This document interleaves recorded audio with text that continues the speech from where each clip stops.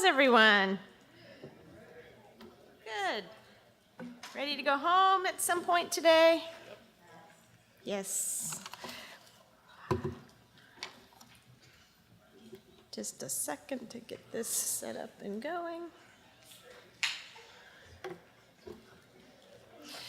Today, during the presentation today, we're going to be referring to this sheet that was distributed yesterday, the handout with the attributes of effective ministry. So you may want to find that. If you can't find your copy, we may have a few extras somewhere around the room. So just see if you can put your hands on one of these as we get going.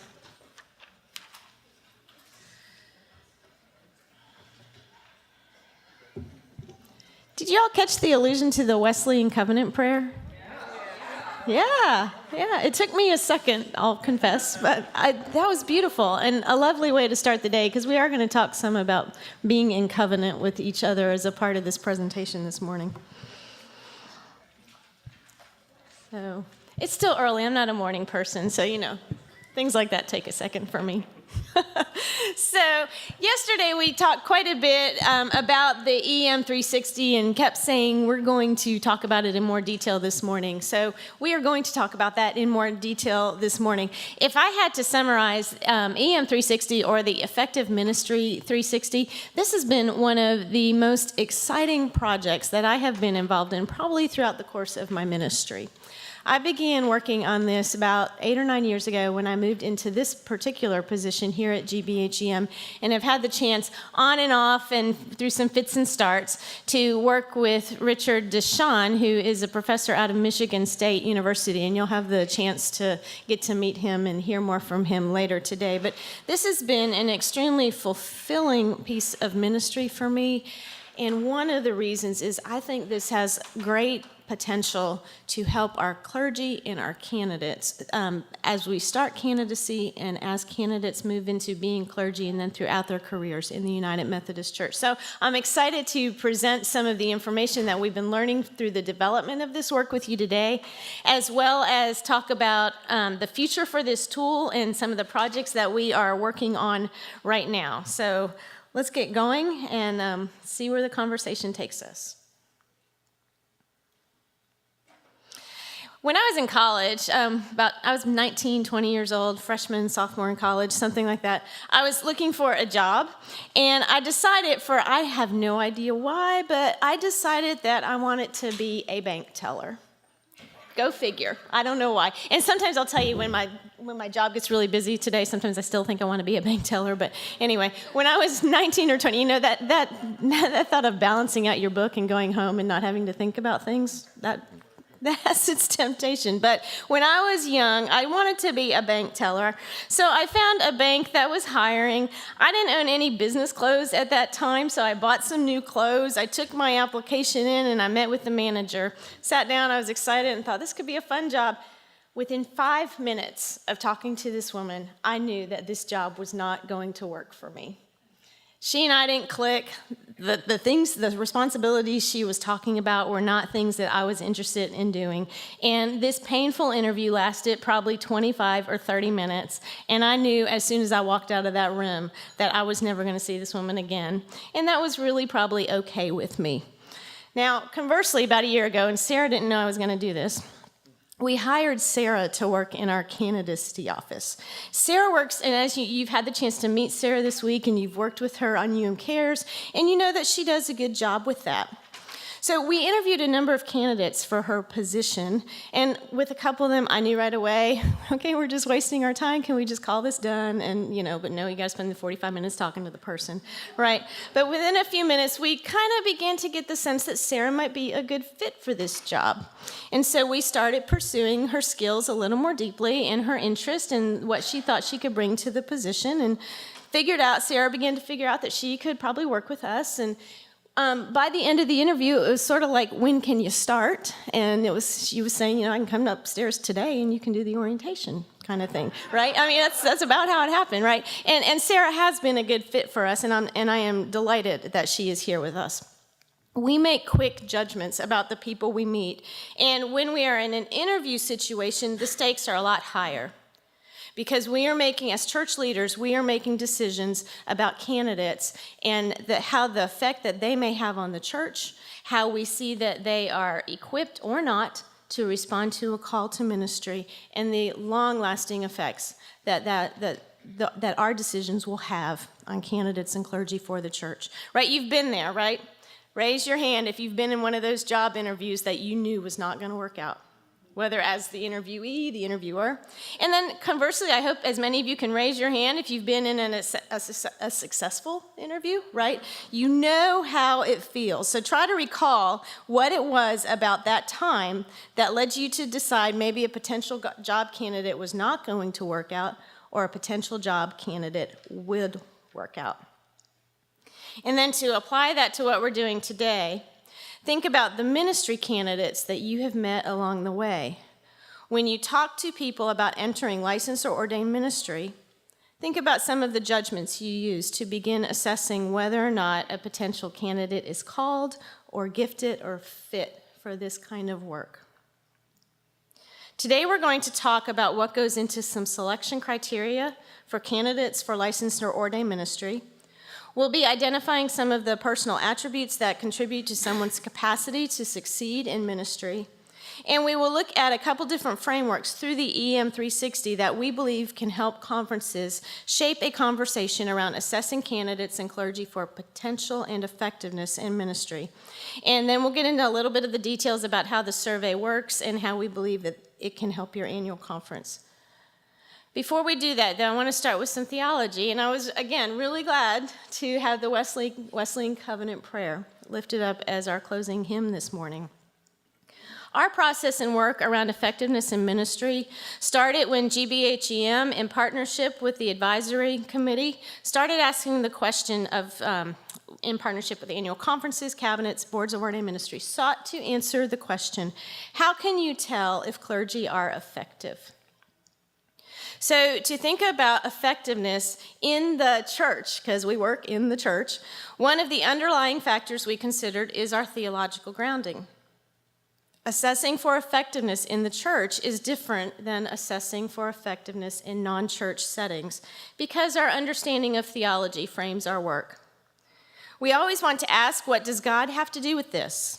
And we are always seeking to set the church's mission and ministry goals in light of what we believe God is asking us to do and where God is calling us to serve. Secondly, we keep in mind that assessment itself is a ministry. And those of you who serve as ministerial assessment specialists, my hope and prayer is that you would see this as a ministry. And I believe that you do, and I trust that the whole assessment and candidacy process is a ministry in the life of our conferences. Assessment is not a means to an end. It is a way of doing ministry, or in Wesley's words, watching over one another in love so that we may continue to grow in holiness.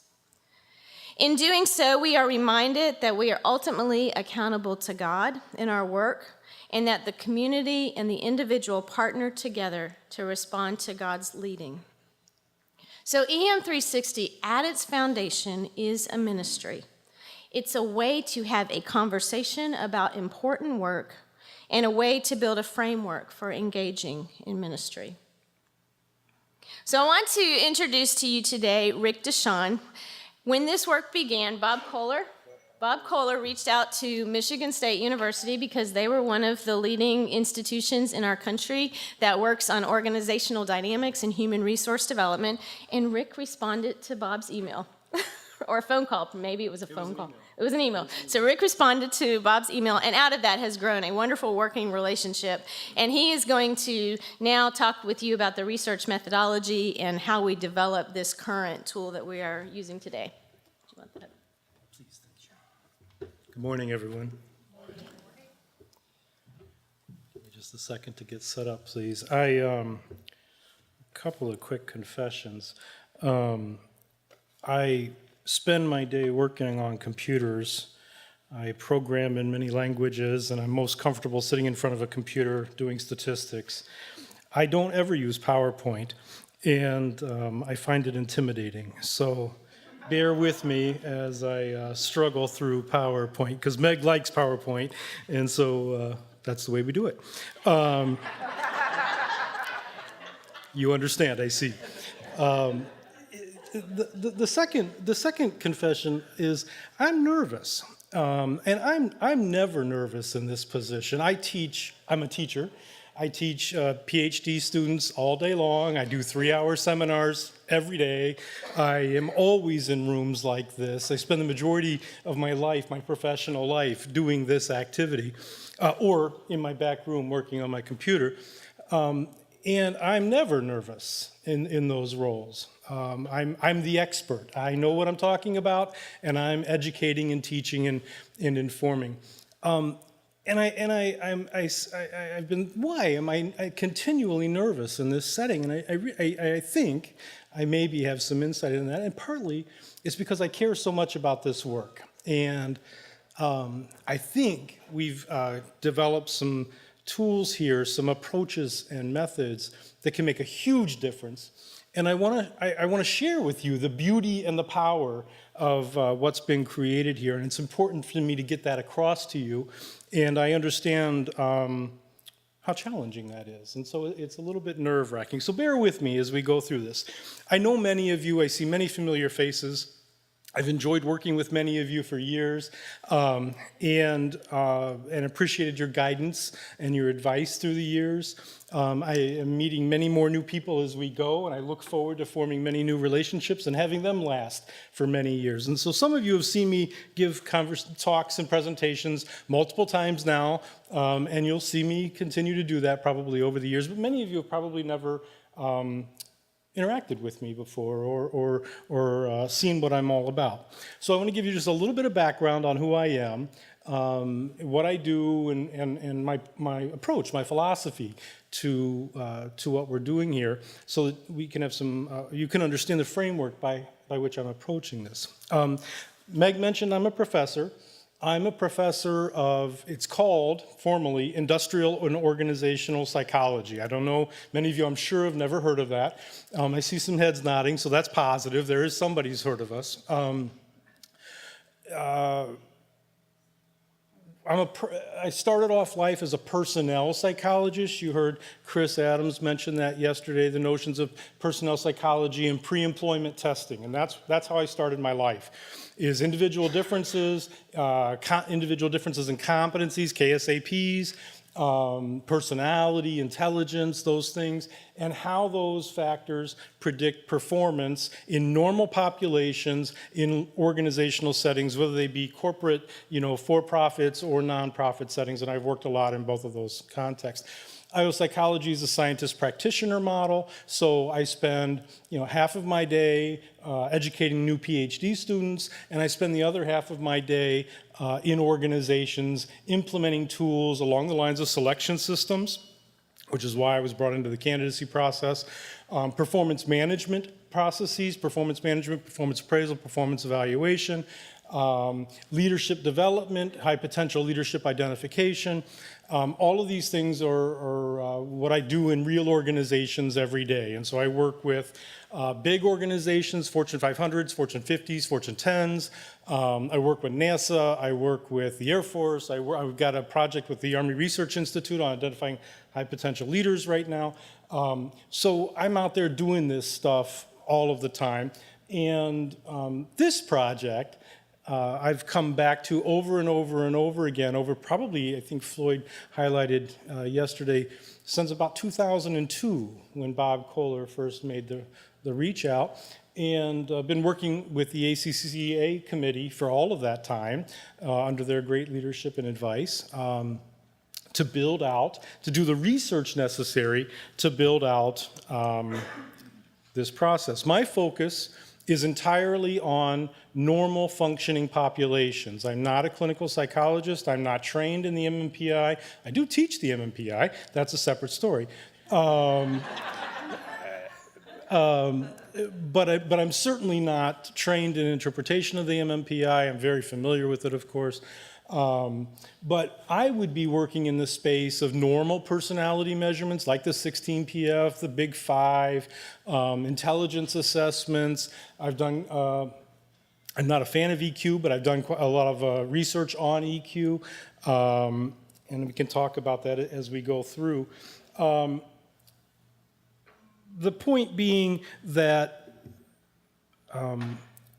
I was brought in to supplement the focus on trying to evaluate candidate fitness with respect to risk factors, to supplement with respect to a focus on effectiveness. And one of the points I want to make is a huge risk factor is if we bring somebody in who isn't able to do the job at a high level. You saw yesterday Vic present the notion that we spend 80% of our time working with the bottom 20% of people in organizations. That's true irrespective of organization. In bringing low-performing individuals into the organization places a huge burden on the organization. It drags the entire system down, and that is a big risk factor. Separate from psychopathology and sexual misconduct, that is a huge risk factor, and that's my focus. How can we lift up the effectiveness of the entire organization by, one, increasing the competencies, selecting those individuals with the appropriate competencies into the organization, and then developing them in a systems-oriented perspective so that they work well together. That's my focus, and that's why I was brought in, to supplement the focus on the more common risk factors that are assessed in the current and existing candidacy processes. And by the way, I would encourage you, clarification questions, please feel free to jump in and ask me anything as we go. If I'm not being clear, or you want a little bit more detail, there'll be plenty of opportunity to ask bigger questions, but if there's anything you want to clarify as we go, please just let me know. So that's kind of who I am and why I was brought in. This was led by Floyd and Mike and Vic and Richard Hunt and Bob Kohler, and it's been carried out throughout the years as new folks have come onto the ACCA committee, and it's been just a tremendous life work. In my area, there is a standard methodology. There's nuance to everything, but there's a standard methodology for evaluating a job and those individuals who are best suited to perform that job. And so we do job analysis, and we identify what it is that people in this job performing at high levels do. What do they do to be effective in this work? And then we identify the attributes, the knowledge, skills, personal characteristics, and abilities that enable the performance of those dimensions of job performance. So we do job analysis to say, what is it that the work consists of? What do people do? And I have to tell you, it was mind-blowing to see the diversity of roles that a local church pastor carries out and the frequency with which they have to change hats. It's one thing to say, I do a lot, but it's another thing to say, and in a morning, I'm going to caregive, I'm going to potentially, bury or marry somebody, and then I'm going to give a sermon. I mean, the frequency with which the roles are switched is astounding. I've never seen anything like it. I've never analyzed a job like that of a local church pastor, and that's the job we're targeting for candidates. For the majority of candidates, we're targeting this job for their work. They may go into other areas of and other forms of ministry, but that's the dominant place that we're targeting. So that's the job. So on the one hand, EM360 is focused on what is it that a local church pastor does, and those that serve in similar roles, they don't necessarily have to be ordained, they could be licensed. What is it that a pastor does? And what skills, knowledge, skills, and abilities do they need to have to do that, to perform successfully in that area? And then what can we do to support them, of course? So in this job analysis, you always start off with qualitative interviews, and we did a large number of qualitative interviews. We call them focus group interviews. I'm sure you've heard that phrase before. We did a large number of focus group interviews, and importantly, we asked boards of ordained ministry, district superintendents, to bishops to identify a diverse set of pastors in their conference, and we went across a large set of conferences, the South, the West, the North, the Midwest, geographic diversity, church diversity in terms of size and rural, urban, and you name it. Identify a diverse group of individuals, a diverse group of pastors in your conference who you believe are highly effective in their role, with the goal of also being highly diverse in who is participating in these focus group interviews. So we traveled all over the country. We went to Florida, we went to Georgia, we went to Michigan, we went to California, we went to, all over the place. Probably at this point, half of the conferences in the United Methodist Church have participated in one form or another in one of our pilots. And through those focus group interviews, we distilled the dimensions of effective ministry. What is it that effective ministers, effective pastors, local church pastors say they do? We also asked them why they think they were nominated. And I can go into all the, it was a really wonderful experience in a lot of ways. Many of them didn't realize that they were thought of as highly effective. They were surprised to be in that room. And also many issues of work-life balance came out, and self-care, lack of self-care. A lot of heart disease was in that room. I mean, it's not surprising. But they told us what it is that they did. They were nominated, identified as particularly effective in a diverse population of churches and pastors. And then we asked them, what is required of you? What do you need to have to be effective in these dimensions of job performance? And you're not surprised by the dimensions of effectiveness. I'll highlight them for you here in a few minutes. But they're the fairly standard stuff: agile leadership, preaching, developing others, self-development. We'll go through them all in just a few minutes. But this is what they reported doing. And then they reported, what are the KSAPs? What are the things that you need to have? What knowledge, skills, abilities, and personal characteristics do you need to have to perform at a high level on each of these dimensions? Standard focus group interview techniques for doing job analysis.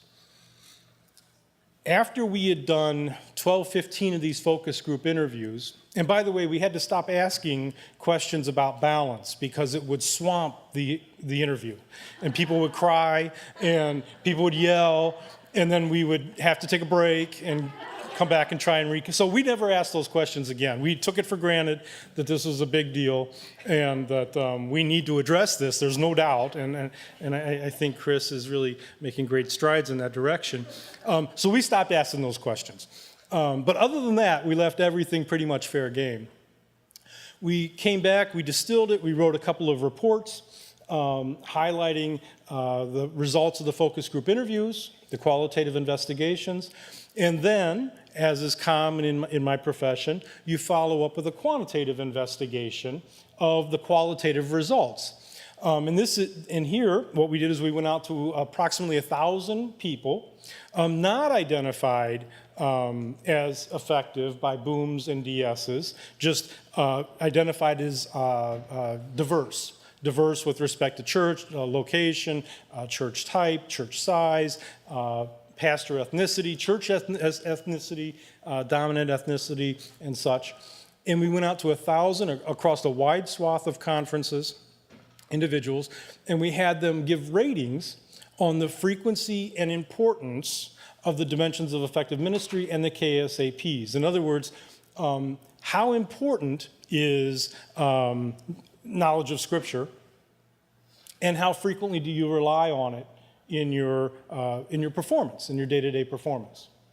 And so we would get ratings of importance and ratings of frequency of use of all of the KSAPs connected to the dimensions of effective ministry that we've identified. And again, I'm going to go through, and you've got your sheet in front of you, and we'll go through and give you plenty of opportunity to ask questions of that. And so what that enabled us to do was to rank by frequency and importance the importance of the KSAPs. Which of the KSAPs are most important for effective performance and the job, the work of a local church pastor. We also, at that point, gave multiple opportunities for people to increase the scope, increase the breadth of our coverage. So it was another opportunity to reach out and say, is there anything else that we need to add? And we incorporated that information into it and wrote 2 or 3 more reports that are all available, I believe, on the GBHEM website. You can read hundreds of pages of reports on the KSAP research, the KSAP studies, if you so desire. More recently, we've gone through an updating process to condense. We got some feedback in some of our early pilots on the EM360 that we were too long. We had too many dimensions. We were being too comprehensive. And some feedback also that we probably should modernize some of our terms. And so we've gone through an updating process in the not too distant past. And the result, I think, is that we have a phenomenal taxonomy absolutely targeted at Methodist pastors. And there is, I'm biased, I'm so biased. I want to be very clear about that. But there's nothing like this. There's just nothing like this in existence with this depth of research focusing on this position. And I've reviewed all the literature that exists on it. So I think that we then translated all of that KSAP research into an EM360 assessment process, to a 360-degree feedback assessment process.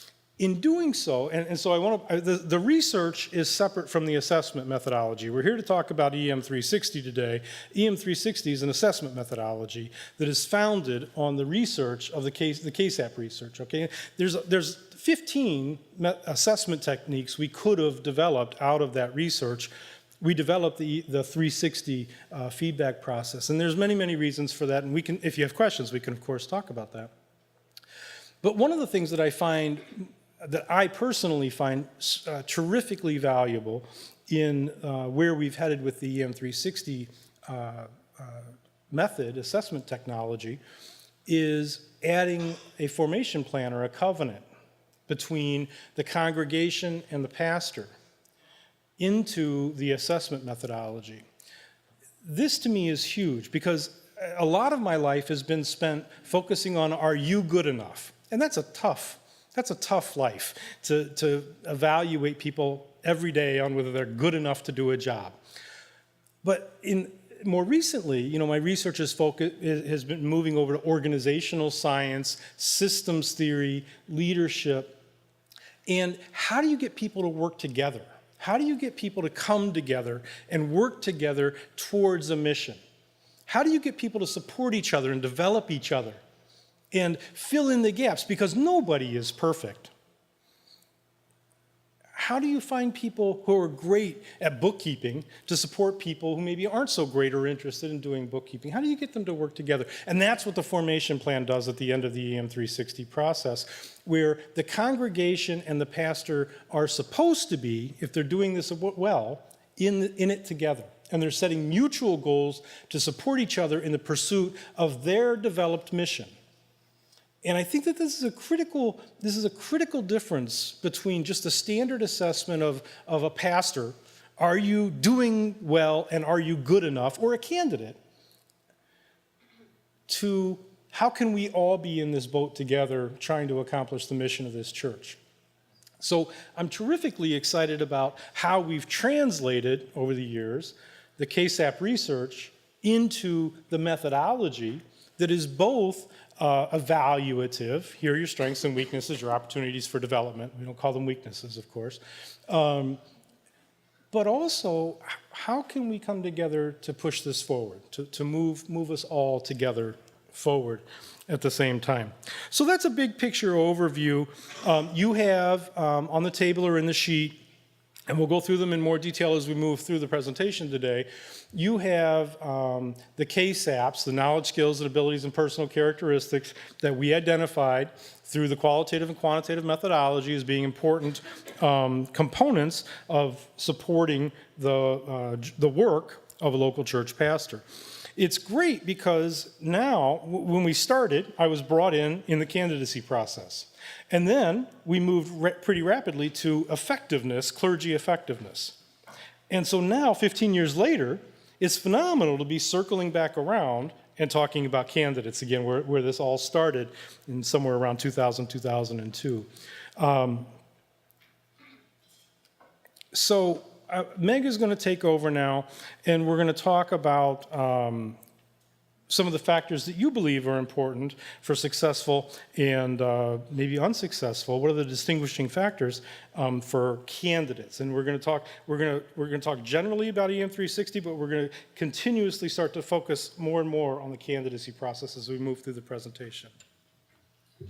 So Rick mentioned the GBHEM website. We do have a landing page for the EM360. It's at gbhem.org/EM360, and all the research that he talked about is housed there, as well as the formation plan, the resources that are available for use with this. We're going to walk through some of these, but it is right there on the website if you want to access that at any point. As we begin to engage this material now in some more detail, I want to remind you of my opening story where we talk about candidates that we know are or are not suited for this type of ministry. And before we go into some of these questions, does everybody have a list of the attributes handy? Anyone? You don't? Sarah or Tripp, I think there's an extra one over on our table. Raise your hand if you still need a list. We had a couple hands over this way. Or if you have extra copies on your table, if you could offer those up for the room to have.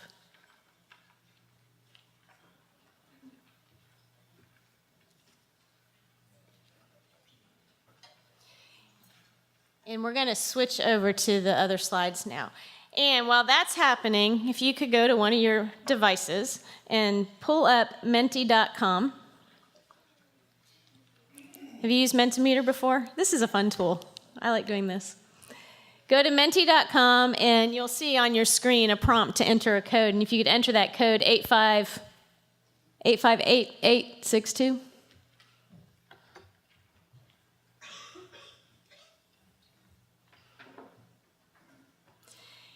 And when Rick and I do this kind of work together, we are still using this as a time to gather data from the groups that we meet with. So if you would, think about a short phrase or few words. When evaluating a candidate, what leads you to believe that person will be successful in ministry? Type it into your device, and we'll start seeing these answers roll up on the screen in just a minute.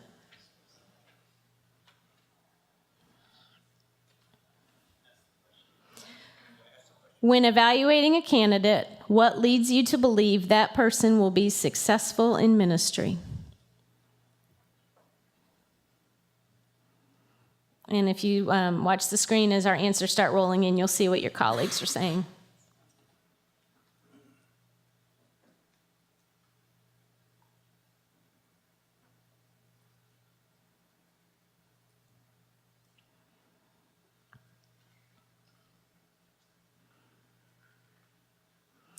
Humility, lifelong learner, transparent, willing to be open to self-growth, empathy, personal insight,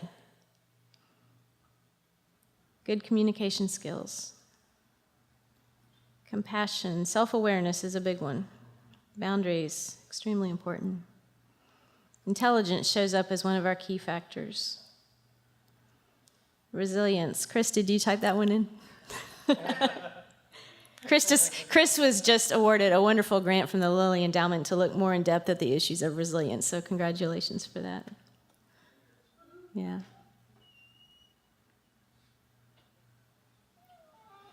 Okay. Yeah. These are in line with with the factors that we have identified. I want to move us to the next question now.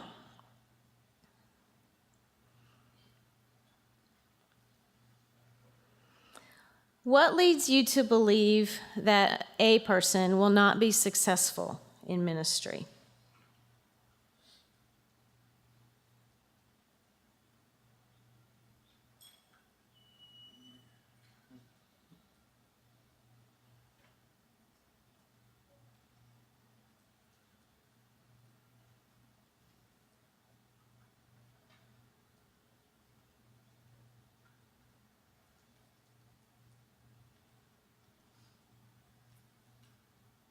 Defensiveness, narcissism, anger, lack of self-awareness, arrogance. No awareness of God's mission in the world. It's really sad if you want to be a minister. Too introverted. Yeah, most clergy are introverted, but you reach a point of no return that is a little hard to work with. Lack of integrity, unwillingness to learn.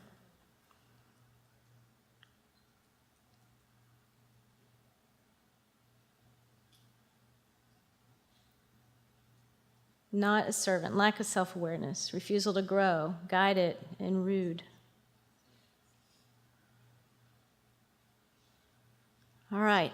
Now I want you to pull out the list of attributes in front of you because this is going to be a little bit difficult to see on the screen. But we're going to start with looking at the abilities. I know this is going to be hard. Take a minute to look down the ability list. Pick one. Pick one. What one ability is critical for success? And we can move to that slide, please. And that's going to give you choices here. And I just want to see how this falls out in the room. What one ability?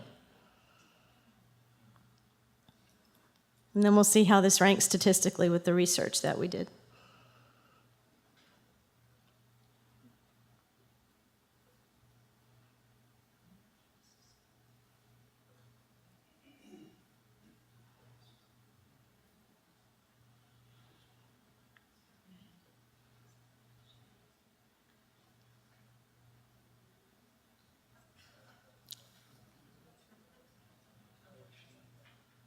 Looks like adaptability and trust in God are having a duel.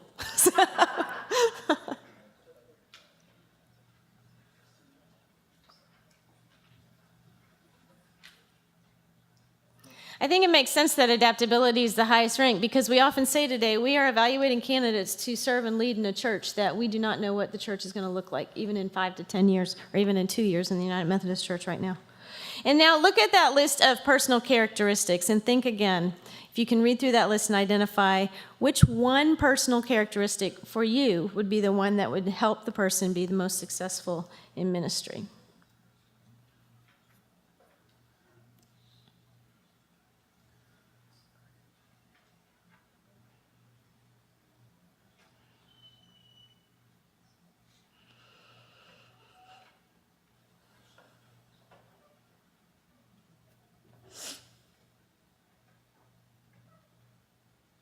Resilience, is that what's...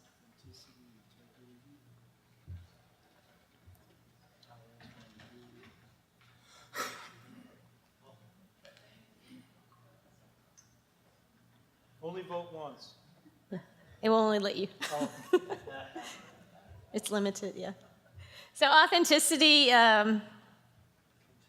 resilience, integrity are showing up as the top 3 right now. It's hard to, I know it's hard to select one, so thank you for playing along. And once we get into the actual survey, this is not how it works. We don't ask people to pick one in the actual survey itself. All right, so resilience, authenticity, and integrity were rated as the top 3, at least in the survey that we did together. So let's switch back to my slides if we would. If you remember, just to remind you of where we were yesterday, with the candidacy process, there is a whole host of factors that go into determining if a candidate has the fitness that they need to be effective in ministry. And psychological assessment is one of those candidacy components. So while it's important, it is one, and we want to make sure we are paying attention to all these other factors as we are evaluating candidates for ministry. And then this slide, just to remind you that the full battery includes the clinical instruments, incomplete sentences blank, the interviews, collecting personal data about the candidate. And now what we're going to do is talk about how EM360 can fit into being a part of this process.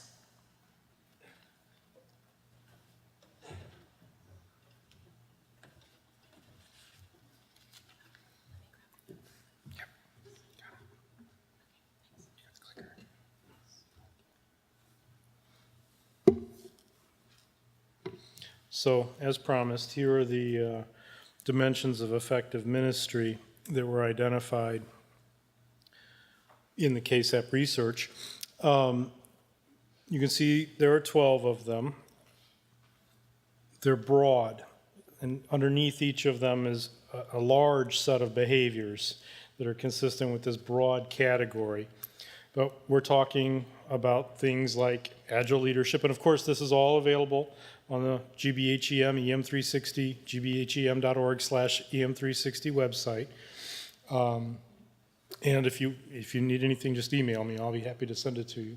But agile leadership, preaching and worship, strategic planning and implementation, self-development, caregiving, team leadership, training and development of ministry partners, evangelism and outreach, mission and service, developing and maintaining relationships, of course, administrative and organizational functions, and connectional service. These are the big categories of tasks that were identified as what local church pastors do. This is the performance domain. These are ranked from, thank you, and these are ranked from highest, most important, most frequent to lowest.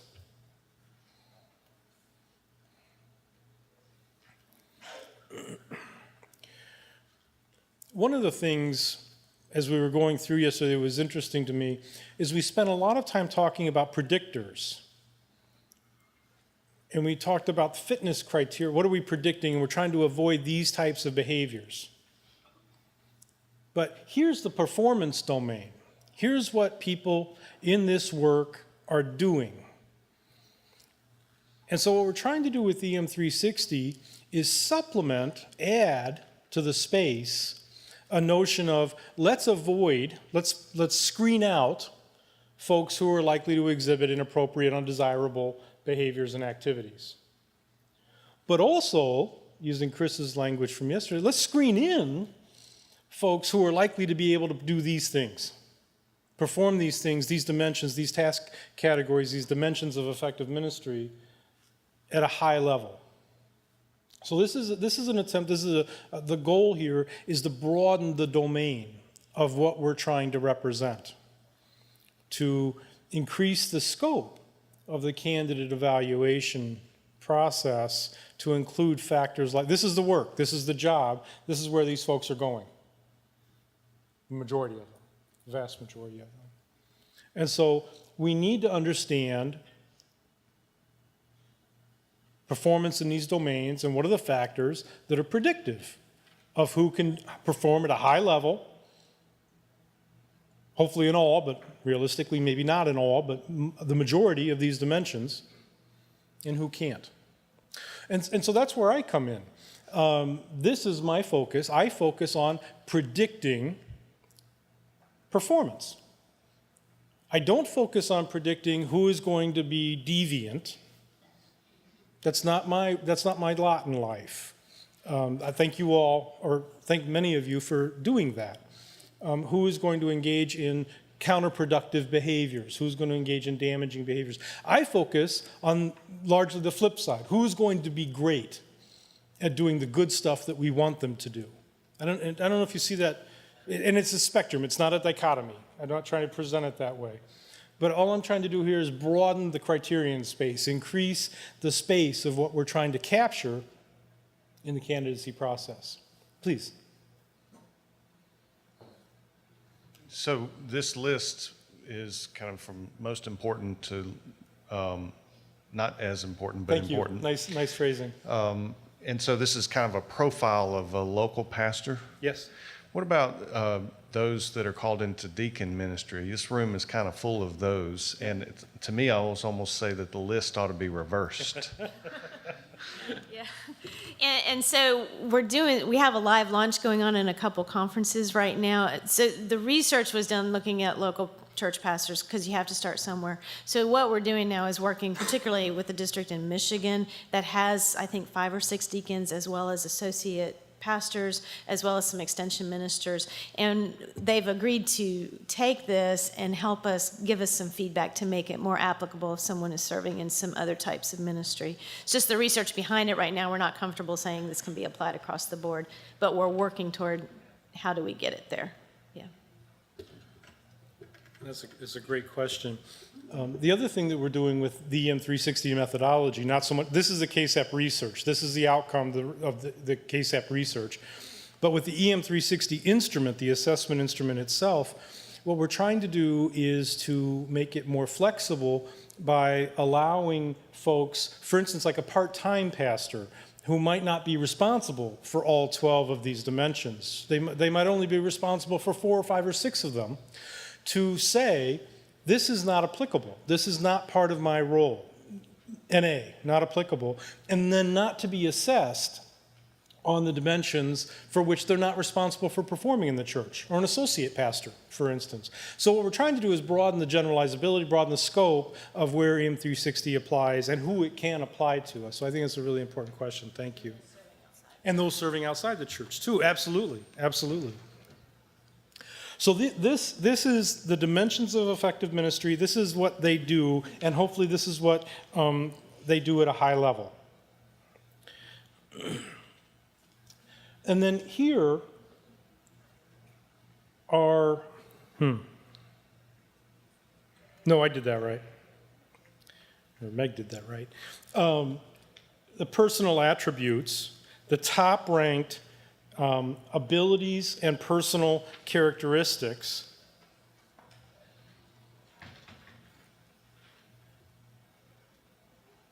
that are predictive or supportive, facilitative of performing those dimensions. And here, when we're focused on candidates particularly, we're looking for things that are relatively stable, abilities and personal characteristics.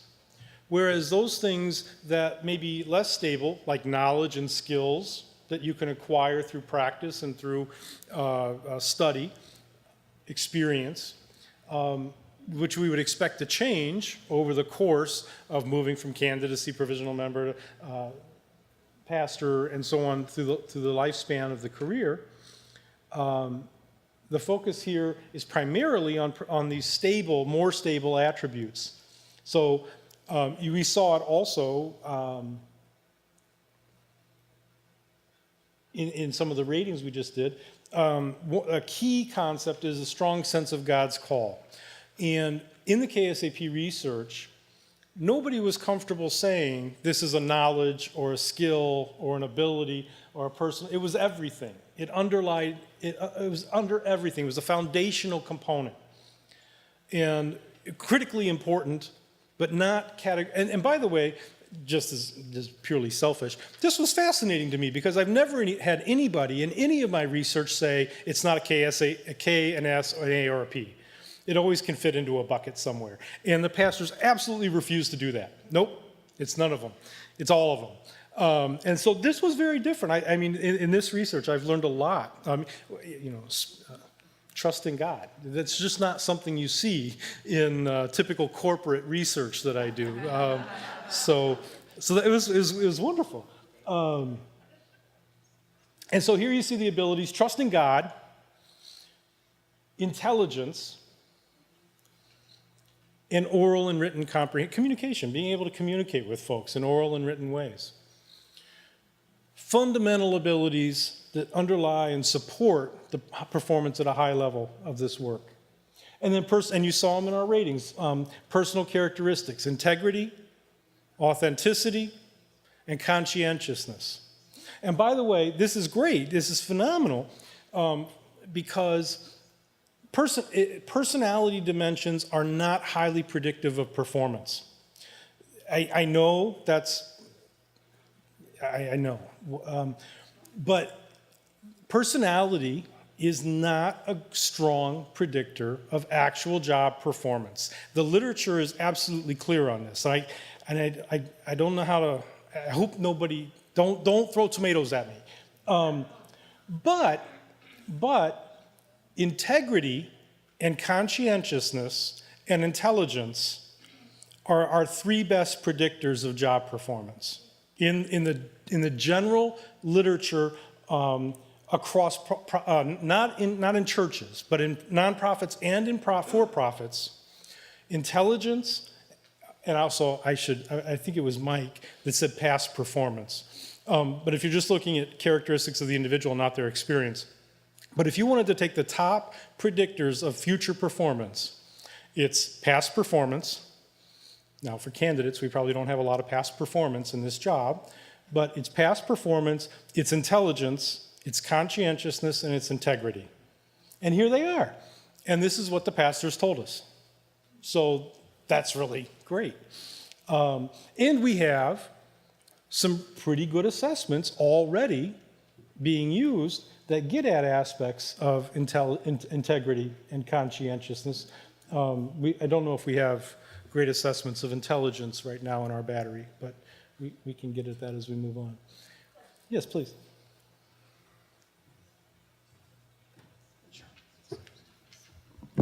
So in the culture in which I work, the strong sense of God's call and the trust in God often become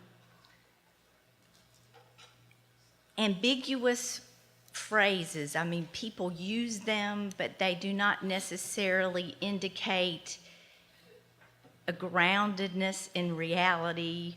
Or it becomes almost like religious language as a defense.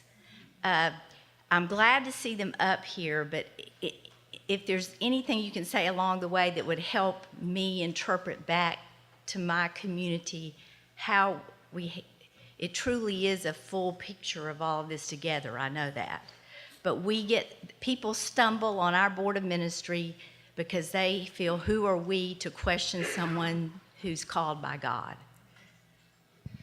I serve on a board of ordained ministry, and I've served on DCOMs, and I've sat in interviews where someone is not able to, they say I'm called, but they're not able to describe what that looks like or what that means for them, and they have no sufficient detail to support that. And it's one of those, you know it when you see it, right? When someone can't explain what that call means in detail, when they have no stories to go with it, when they just can't talk about it in a way that conveys what is going on in their mind, that for me raises a red flag anyway. That's a good thing in terms of the board. We're trying to help them distinguish how to evaluate that particular act. Yeah, and we're not questioning whether someone may have a call by God. We're questioning if their call then leads them to do they have the abilities to be able to serve in this particular setting. Everybody's called by God, but can they serve in this setting? So those are ways that I try to help work with boards of ordained ministry on understanding that. We do ask a question in the survey that asks candidates to give a brief description of the understanding of their call, so that as you're reading the responses to this survey, the answer at least is right there. I know it's asked in more detail in some other ways in other parts of the application. Yes, I would just like to say the way I deal with that is not to question the call, but the issue is, are you called into ministry in the Texas Annual Conference of the United Methodist Church? And that's a different issue than call to ministry. Absolutely. And I think that diffuses some of that question, because you could be called into ministry in another conference or another denomination, so we're not questioning the call, it's just to what specific ministry. Exactly. Can this person serve in this way in this conference? Yeah. Mike. The call alone is not sufficient. My father-in-law was a retired general surgeon. You choose a surgeon, and you want someone who says, God wants me to cut people. I feel it in my bones. Or you want somebody who also has skill to go along with that.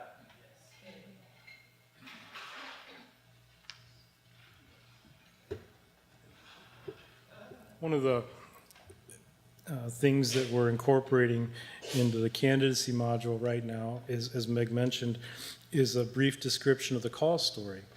And the notion here is that if we can get this early on, and then we can get it as people use the EM360 again and again, and then as they get into the 8-year assessment, all of a sudden we're starting to see a trajectory of the call story and the development and the development of the call story, the depth, the deepening of it, and the richness of it, or maybe not developing, right? And in which that's a flag. And so I think that there's tremendous opportunities in EM360 that come not from the one-time assessment, but from the pattern that we see over time in the growth of knowledge and the growth of skills and the growth or not in trusting God and the call story.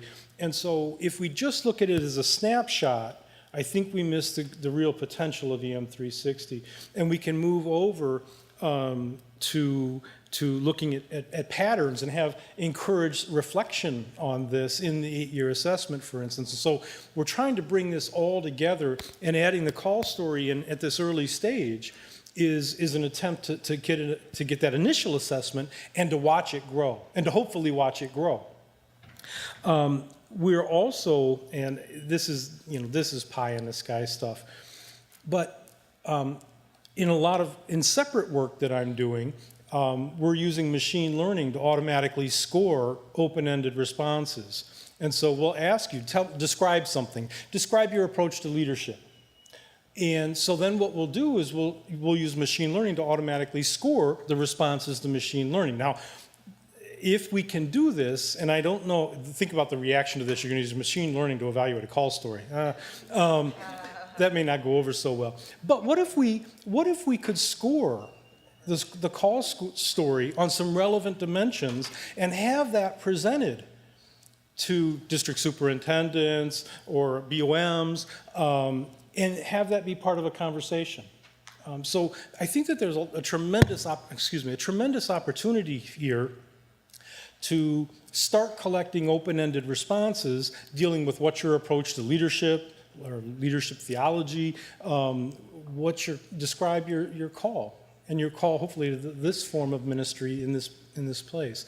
And so a lot of it is forward-looking. A lot of it is once we have this data and we have it over time, the things that we're going to be able to do just grow exponentially. So I'm terrifically excited about where we're headed and what we're building in as we move forward. And I don't want to hark on this too much, but the ability, if we can, if folks are excited and engaged and come on board with EM360, the norms that we get that are exactly targeted on the population that we want will be invaluable forever. And so if we could have norms targeting different stages of a career, candidates, provisional members, pastors, as they go through their career, if we can bring in issues of well-being and balance into EM360, which is certainly on the drawing board, and do that over time, the norms that we will be able to collect and the information we'll be able to have to feed into 8-year assessments and reflective and developmental processes, I think is just astounding. So that's just a flavor of where we're trying to go with that, all kind of launching off that question about call story. Thank you for that. Here are the knowledge and skills, the top-ranked knowledge and skills. Again, a strong sense of call underlies everything. And not surprisingly, or maybe surprisingly, theology, excuse me, and scripture comes out as the #1 knowledge source, ranked by pastors, validated on pastors. And again, this is not something you would typically see in a business setting. Business and financial principles, interestingly, #2. You're running a small organization. Some of them are running a large organization. Some of them are CEOs. Some of them are functioning as presidents of small to mid-sized businesses. And you better have some information. You either better have business and financial principles or you better be affiliated with somebody that does. And the stories of churches that don't have that source of knowledge are rarely end up well. And individual and group dynamics. Knowledge of people and social systems is critical to this job.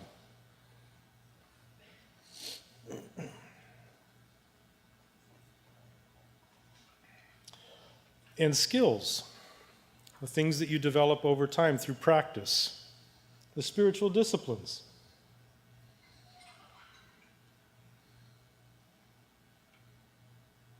I'd like to get some open-ended data on that, just stories. I think that would be phenomenal. And communication and presentation skills, communicating with others, presenting ideas, engaging in conversation and idea generation. And the notion in EM360 with respect to functioning local church pastors is that you need all of this. And for candidates, we may want to emphasize the more stable components, the personal characteristics and abilities, and downweight for now the knowledge and skills, but have an assessment of them now so that we can track their development as the person moves through the process. And some of these folks, the candidates, could be in a church very, very soon. So we need to have some assessment of this. And some of this is research and trajectory and use for the future, but some of it's relevant right now.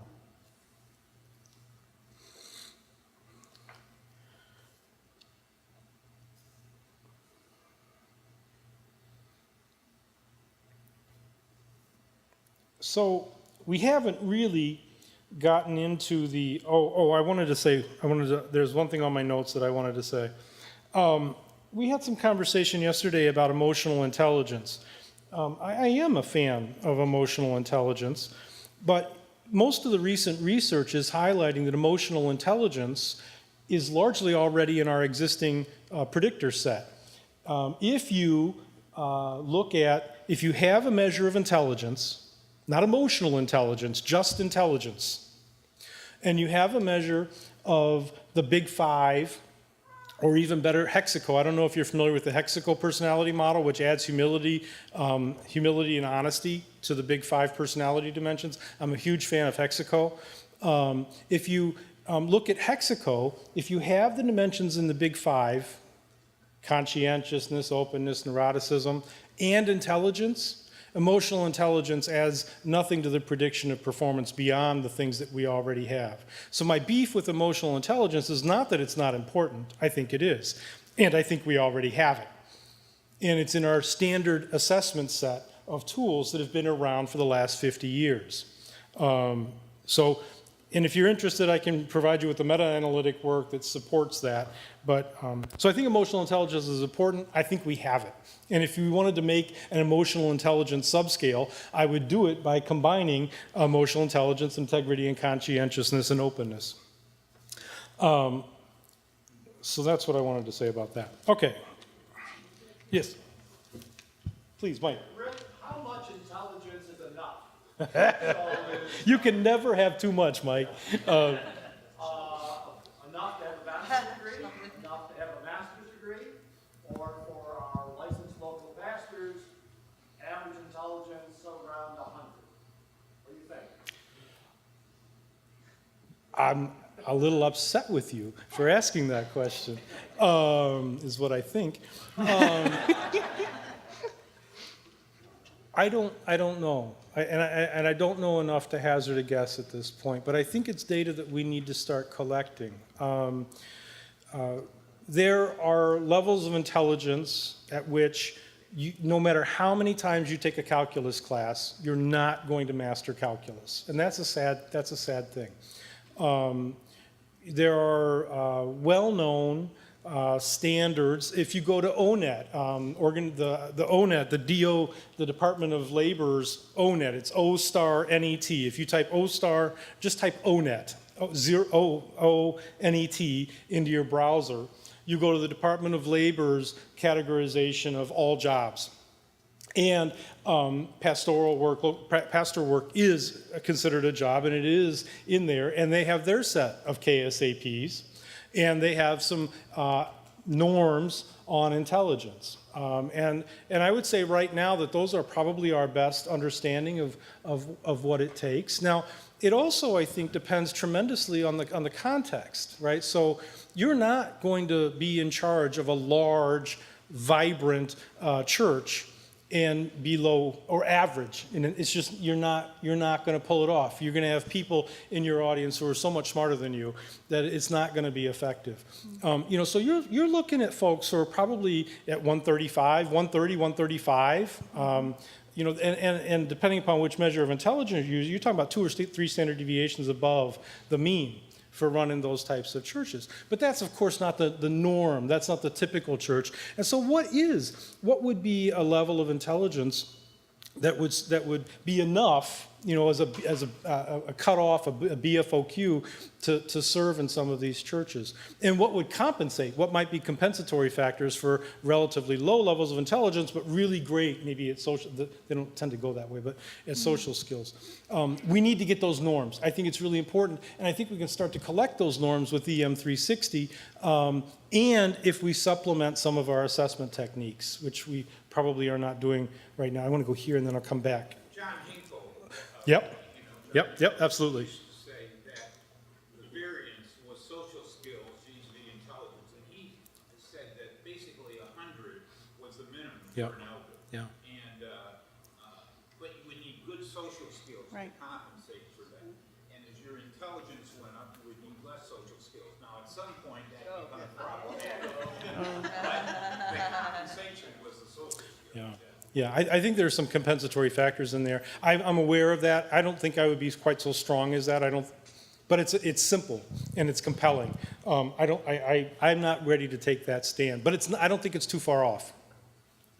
You were talking a minute ago about measures of emotional intelligence and how perhaps those are already embedded in the other measures that we use. So I've been looking a lot at different measures of emotional intelligence and tested myself and took, Good. tried to dive into different ones to see what they were like. And most of them are self-report. Yeah. And that's my concern. Do you know of any other ways to look at that where it's not your own reflection of your level of emotional intelligence?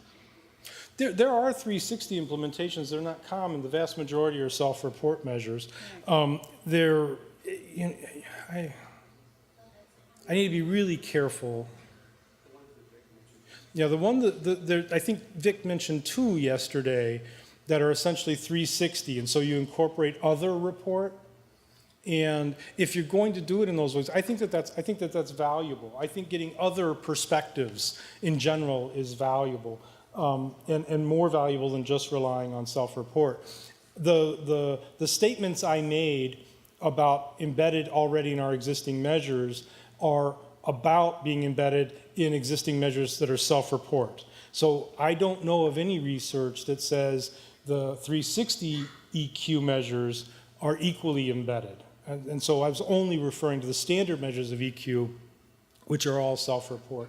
And so Vic highlighted a couple of them. They're a little less researched than the easy ones to research, and I'm not speaking to those. I can't speak to their quality, whether they're embedded or not. So I appreciate that clarification. We measure, in South Georgia, we do a Wechsler. Yep. And so we have 10 years of information, and what I'm finding is over 110. And it's interesting to me because it's difficult to, I hate to quantify it that way, Yep. but that is exactly what we're finding. Well, that's my job. I don't hate that at all. I love it. And so if there's a way, for instance, to share that information or to get that information out so that others can be aware of it outside of this room, I think that'd be terrifically valuable, and I would be happy to partner with you on that. I think we need to start collecting that data and making it widely available. So I think that's terrifically exciting and great job. Please.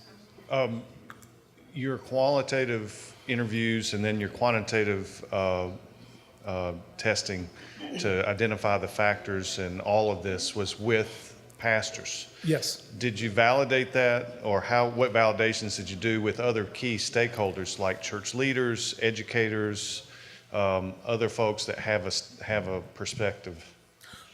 None. Let's touch. We're trying, you're spot on. You're exactly right. And what we're doing now, for instance, is we're incorporating DSs into that process. And by the way, we have an EM360 DS evaluation model that's coming up that's going to be released next year. So DSs themselves are supposed to be going through this process.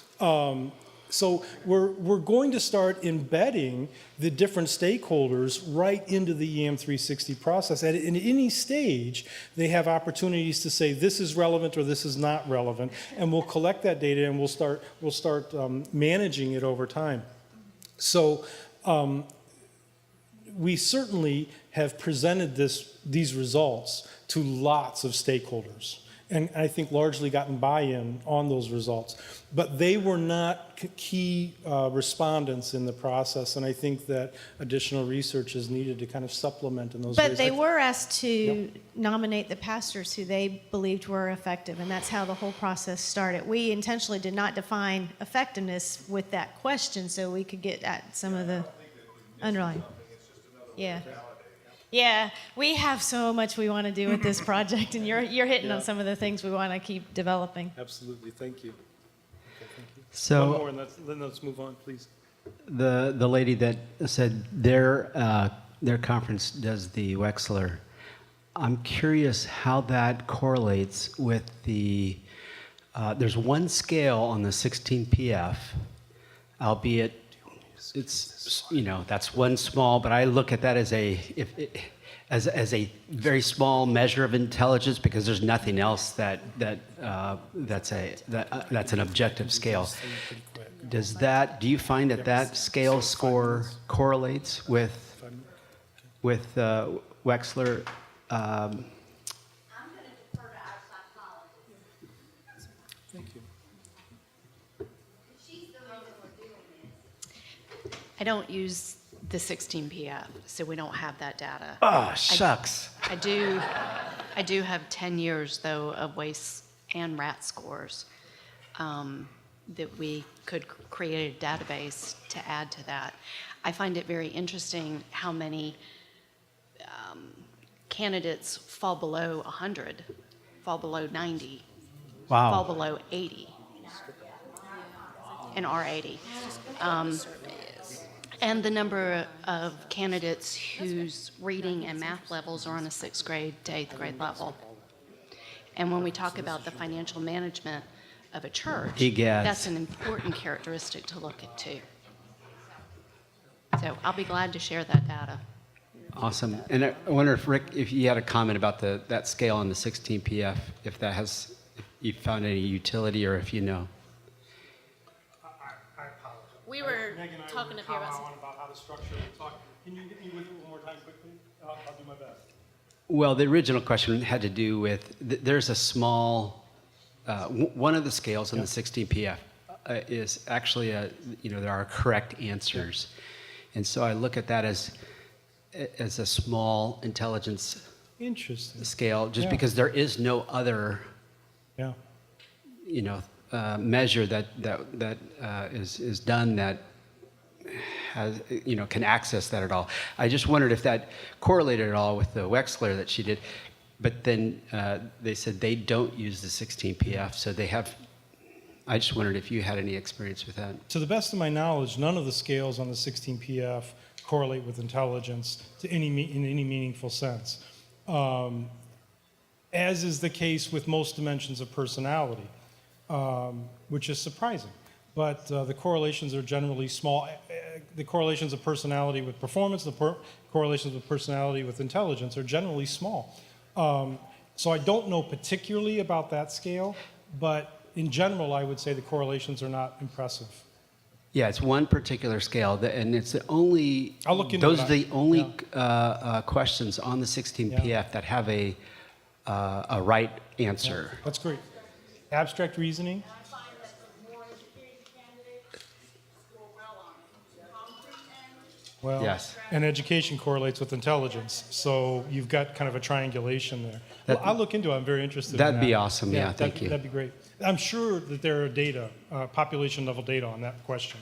So I'll be sure to look into that. So how do we take all of this research and put it into a process to make it accessible to candidates, to clergy, and to your conferences? And so what the survey process itself does, again, we have two different surveys. The survey for clergy that gauges effectiveness is launched and running and live, and you can work with us and use it tomorrow. The candidate survey we are working on developing right now and hope to have it launched by the end of this year. If we're working with the content itself is developed, it's some of the technical details on delivery that we are still working on. So the candidate or the pastor themselves would complete a full survey, and what we've done for clergy already serving, they complete a self-rating and a 360 rating on the dimensions of effective ministry and the attributes for ministry. And it's a 1 to 5 Likert scale. We define the effective ministry dimensions, ask the pastor how well he thinks he's doing, 1 to 5, and ask the raters to also rate on 1 to 5. With the candidates, we only present the 46 attributes. We don't ask them to rank on effective ministry dimensions yet because they're not in the job yet. So candidates are only focused on the attributes. For the candidate survey, we've asked they need to nominate a sponsoring clergy person. Whoever they're talking about with their ministry, a clergy person who knows them well, would also respond to all 46 attributes related to this candidate. And then the selected references, much like we use today with our selected self-references. They would all complete questions related to the 46 attributes. The SPRC members we put in as optional because we do realize that many SPRCs are evaluating candidates that they don't know well enough to evaluate on all 46 of these attributes. SPRC members would be asked to rank on the top 3 knowledge, skills, abilities, and personal characteristics. So on 12, the top 12, basically, of those attributes. That can always be adjusted or changed. You can put an SPRC member into the full survey if you'd like to do that. This is how we're structuring it right now. If a pastor were to use it, then they would complete the full survey here in this quadrant. SPRC members would complete a full survey for the pastor. And the DS then goes to completing the abbreviated survey or ranking on the top 12 attributes. And then the pastor is allowed to, if they would like to, select peers to also complete surveys. The sponsoring clergy and the candidate track are individual reports, and your results come back on one line, and you see what the candidate said, you see what the sponsoring clergy said.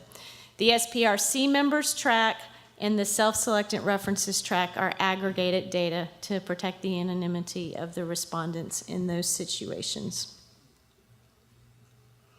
So we have 4 response tracks, the individual tracks that I talked about, and the aggregate results that I mentioned. And for the candidate, the focus questions focus only on the personal attributes, definitions of those, ranking 1 to 5.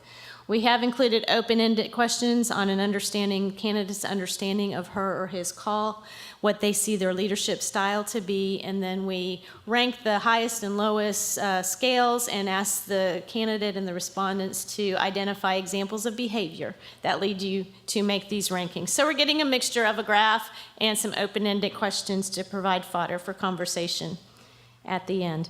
This is a sample of what the report ends up looking like, and it's a standard 360 report, so you can see the differences in the responses. And the discussion guide, we say, notice if you see a difference of more than 1 or 2 points, this is an area for conversation. And I think the formation plan we've developed is very well thought out. We worked with a coach to develop that, as well as some other people to provide some input on that. And we've provided this guide as a way to respond, to engage with the material and start the conversation. When the survey closes, this is a little different than how we do psychological assessment, obviously. When the survey closes, the candidate is the one who generates the report. It comes out of, the candidate has dashboard access to the system, hits a button, generates the report. The candidate receives the report, and then a designated officer in the annual conference through the Board of Ordained Ministry would also receive the report. And then the conference needs to decide who's going to talk to the candidate about this report, whether it's the mentor, BOM staff, DCOM representative, however that might work for your annual conference, because that process can vary by annual conference. But the conference also receives an identical report, and then this can start the conversation for what we're hoping then is it can start a conversation about formation plans for the candidate, areas of potential growth for the candidate, strengths the candidate already has, and especially as they move through theological education and other types of formation, what kinds of areas they can focus on to grow toward effectiveness in ministry. Resources available for the candidate through this process are the formation plan and the 360 feedback that they receive from their respondents. They have access to current and historical reports, and these are stored in the system.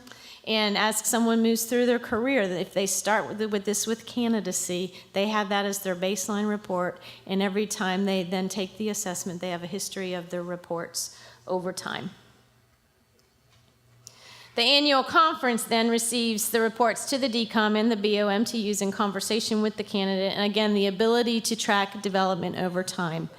Now, our hope is someone starts using this at candidacy, and when they move into serving either as a local pastor or provisional member, then you bring in the effective ministry dimensions, and you just keep layering on. We're developing an 8-year assessment module, too, so that when someone gets to that level of their clergy development, you have all 3 of these modules going on to track the history over time. Walter.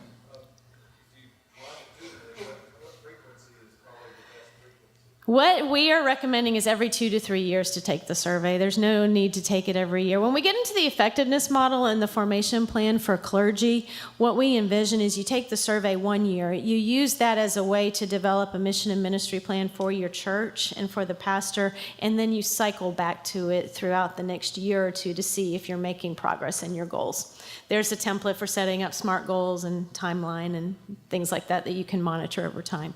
And from a district superintendent perspective, it takes the DS for the clergy about 20 to 25 minutes to complete for one clergy person on average. So you don't want your DS to be evaluating an entire district in 1 year. That's our recommendation anyway, yeah. Are there questions about the survey itself? Rick has the information about the research. We've got the survey live and ready to go. My hope is that we can make this a part of the enrollment process for candidates, and that's where we're running into some technical issues right now with how this can interface with UM Cares. But Sarah and Rick are working to iron out those details. That's a short summary. And then also, when candidates start taking this, we make this assessment then available to the ministerial assessment specialist as a part of the psychological assessment battery when you are working with candidates. So they get the report too? Pardon? So they get the report too? Yes. We would want, because this replaces the personal reference form if we do it this way, because we're asking a lot of similar questions. And so we want to make sure we're picking up what's important in the current personal reference form, replace it with this EM360 so it's not double. Yeah, we don't want references doing double work either. So. Would you be able to make the content available to us to review before the mechanics are worked out or not? The contents of the candidacy module? Yeah. Or absolutely, yeah. And I'm happy to do that, and I can work. If you're interested in providing some input on that, I'm happy to share. What we've done is with the KSAPs, we write a definition of what those are, present the definition, and ask the person to rank 1 to 5. And then we have the open-ended questions on what is your understanding of leadership style as a candidate, a brief statement of your call, and then the behavioral examples that are provided. That's a summary of what's in there, but I'm happy to share the full content before it goes to print, per se. I assumed as this was beginning, this is the first time I've seen this, and I'm excited about what you all are doing. But I just assumed that this would be tied into the 8-year assessment, that was the purpose of this. But I'm hearing, what I heard was that that's a whole nother, that assessment's going to be something different. Well, so I'm wondering what this is for. I get the candidacy, the future hope to use it in candidacy, but what do you all want to use this for now? Is this just a tool for us in our conferences to use and to track And then how do you see it changed with the 8-year assessment? Right. Yeah. So if you can envision EM360 as the umbrella name for the program, we had right now 3 modules is basically what I'm talking about with, 4 is what we're talking about with development. The module we have launched and live right now is a general annual evaluation for clergy or a survey for clergy to use as a part of their annual evaluation. What we are launching this fall is this candidacy module that focuses on the attributes. What we're working toward and piloting with a few conferences in January and February is our questions related to an 8-year assessment process. So it's kind of like you can purchase or engage in the unit that you want to around this. Systemically, if you use the whole thing, I think it's a little stronger, but the 8-year assessment questions would focus on trends over time, and so the hope is that annual assessment becomes the initial data point to answer questions related to the 8-year assessment. Am I explaining it well? You want to say something? And maybe I can add just a quick comment if I understood the question. And we skipped a couple of slides for the sake of time that I think would have addressed that question more directly. But the goal here is to expand the predictors, the space of what we're trying to predict for a candidate. And so what we want to do is start incorporating particularly the abilities and the personal characteristics in so that MASs in forming their report or DCOMs can use that information, particularly as we start building out norms around them so that we can say, is this person falling within an expected range or 1 or 2 standard deviations around. So our goal is to build norms around these dimensions, these case apps, and then be able to use that to expand what we can do for the ministerial assessment process. That's where we're headed with it. Okay. To expand. So it's a foundation. Exactly. It is a foundation, and who knows where we're going. Exactly right. I think that's fair to say. Okay. Thank you. Sure. Can I speak to cost? Yes, the effectiveness assessment is right now $40. We're contracting with annual conferences to build the program, so there's a $1,000 one-time enrollment fee for the annual conference, which basically helps us to get the data set up and uploaded into the system, allows for some customization of the survey if you want that, and then the pastor's report is $40. It's the same cost for conferences now who would like to use this module for candidacy too, although the candidacy module is not yet live. That's like Rick and I were on the phone last week for 2 hours working through. It's kind of an ongoing process right now. But we're trying to keep it as reasonable as possible, and because of your apportionment dollars, we can offer it at a little lower price than some other instruments. Mm-hmm. Yes? You and I talked personally about the opportunity for an aggregate report for any conferences. Oh, yes. I absolutely can speak to that. If your conference uses, this is, I think, one of the most powerful tools about the system. Thank you for that question. The pastors, the district superintendents, and the bishop all have a dashboard login to this, as well as a Board of Ordained Ministry dashboard login.